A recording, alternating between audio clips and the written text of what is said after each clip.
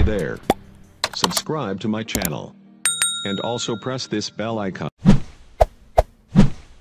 Bismillahirrahmanirrahim.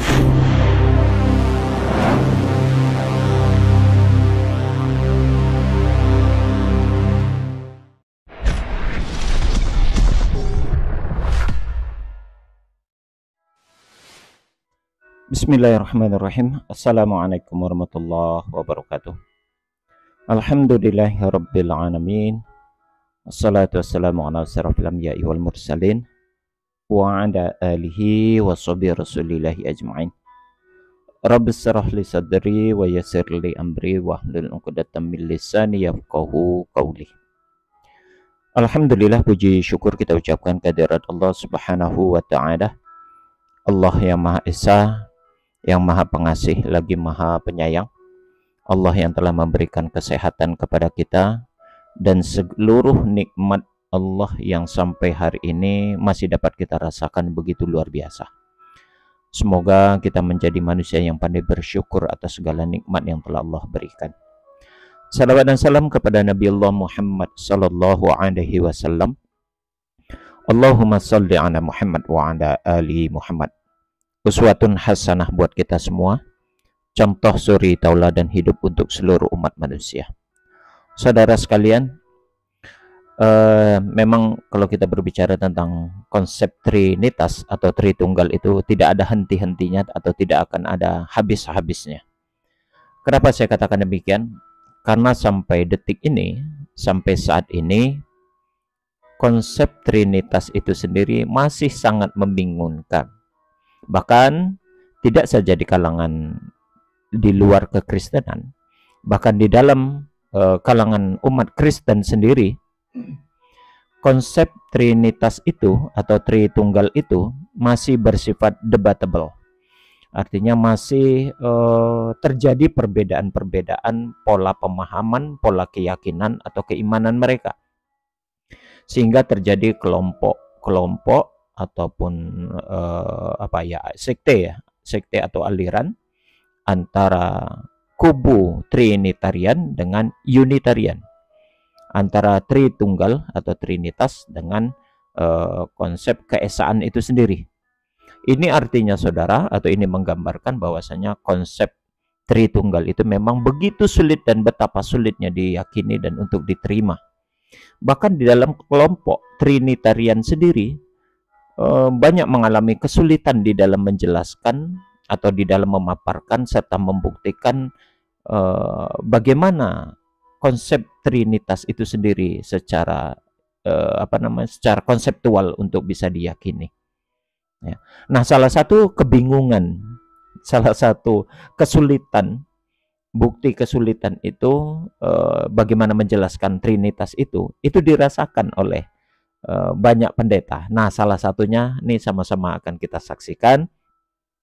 Ada salah seorang pendeta yang mencoba menjelaskan konsep Tritunggal itu sendiri, Trinitas itu sendiri, dengan menganalogikakan dengan lembaran kertas yang sudah dipisahkan atau dikoyakkan atau disobekkan, begitu ya. Terserah saudara mau menilai bahasanya dari sisi mana. Yang jelas dia memilih kertas, kemudian disobek menjadi 3 bagian, lalu dia mencoba menjelaskan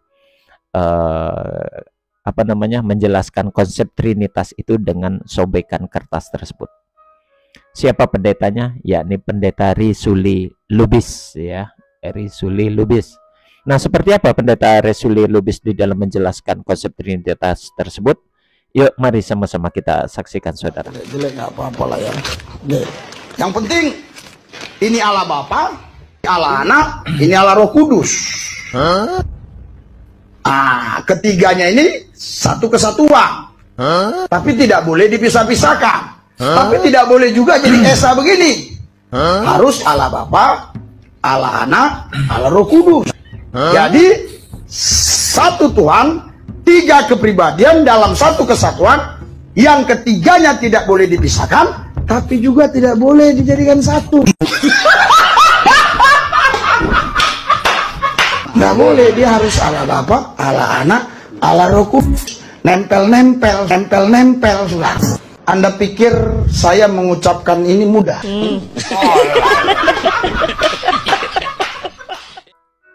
Saudara, kalau ingin ada yang tertawa silahkan dilepas saja.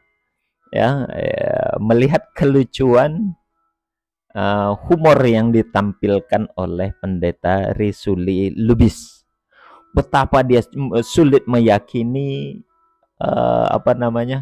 menjelaskan tentang Trinitas itu sendiri, unsur Bapa, unsur Anak, dan unsur Roh Kudus, yang dia nyatakan atau dia gambarkan dengan 3 cari kertas yang sudah dia sobek. Ini Tuhan Bapa, ini Tuhan Anak, dan ini Roh Kudus. Dia 3 tetapi 1, tetapi tidak dapat disatukan. Coba gimana itu? Nalar mana yang bisa menerima, yang bisa menyingkap atau menangkap itu semua itu? Nalar mana yang bisa menangkap dengan konsep apa yang sudah dijelaskan? Jelas kalau otak yang sadar dan secara logika itu sulit diterima. Ya, sebetulnya tidak hanya Risuli Lubis ini saja yang memberikan ilustrasi seperti itu. Banyak para pendeta memberikan analogi tentang konsep Trinitas itu. Namun yang kesemua penjelasan itu tetap sulit untuk bisa diterima dan sulit untuk bisa diterima oleh akal sehat itu. Ya. Sangat sulit untuk diterima oleh akal sehat karena memang konsep itu hanya berdasarkan asumsi, berdasarkan khayalan, bukan berdasarkan dalil gitu ya. Tidak ada konsep Trinitas itu di dalam Alkitab. Bukan tidak ada ya, mungkin ada yang memaksakan. Ini ayatnya ini sering yang dipaksakan, yang menurut Frans Donald kemarin dalam beberapa video saya yang sebelumnya ini dinyatakan adalah ayat palsu, begitu saudara ya. Ayat ini palsu, tapi sengaja dipaksakan begitu. Kata Frans Donald, bukan kata saya, begitu ya. Frans Donald itu sendiri adalah bagian dari kekristenan. Nah, Pendeta Risuli Lubis sendiri mengakui betapa dia kesulitan untuk menjelaskan itu. Ya karena memang sulit dan tidak masuk akal. Ya, 3 tapi 1, tapi tidak bisa disatukan. Tidak dapat juga dipisahkan. Gimana maksudnya? Tidak dapat disatukan, tapi tidak dapat dipisahkan. Nempel-nempel kayak perangko jadi. Mohon maaf saudara, bukan bermaksud untuk menghina dan mengejek. Tapi ini saya hanya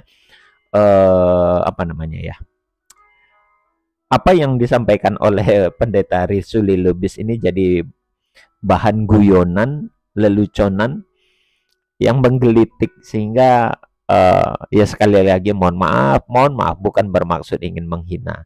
Ini kalau tidak karena penjelasan Risuli Lubis saya tidak akan seperti ini, geli gitu ya. Dan saya rasa juga saudara berpikir keras ini untuk mencoba memahami apa yang disampaikan Pendeta Risuli Lubis ini ya. 3 tapi 1, dia tidak dapat disatukan, tapi tidak bisa dapat dipisah-pisahkan. Gimana itu coba? Berada di dalam posisi apa dia? Sebagaimana itu penjelasan Risuli Lubis itu? Kalau dia tidak dapat disatukan, tapi tidak dapat dipisahkan, terus berada dalam posisi seperti apa? Kalau memang dia tidak bisa dipisahkan dan tidak dapat disatukan. Analogi mana yang bisa menangkap itu? Pelajaran hitung-hitungan mana yang bisa memberikan analogi seperti itu? Semoga ini menjadi pelajaran bagi kita semua dan dapat mengambil manfaat dari ini semua. Demikian kita tutup dengan kafaratul majelis. Subhanakallahumma wa bihamdik, asyhadu an la ilaha illa anta, astaghfiruka wa atubu ilaih. Assalamualaikum warahmatullahi wabarakatuh.